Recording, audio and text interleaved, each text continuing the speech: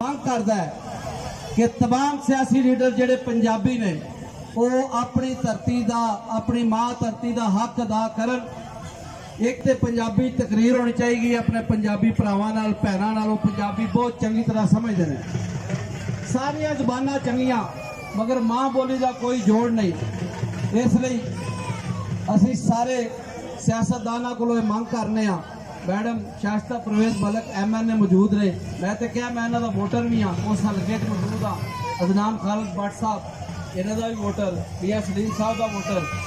तो एक वोटर की हैसियत नाल भी एक पंजाबी की हैसियत नाल भी साडी ये मांग है कि पंजाब की वंड को रोकया जाए, पंजाब की वंड को रोकया जाए। सारे हाथ खड़े कर दो।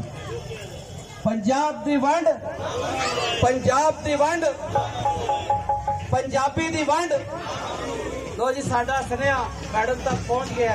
MPA भी मौजूद ने, MNA भी मौजूद ने, दीगर लीडर भी मौजूद ने। ये सुनिया देना बहुत जरूरी है, अत जरूरी है।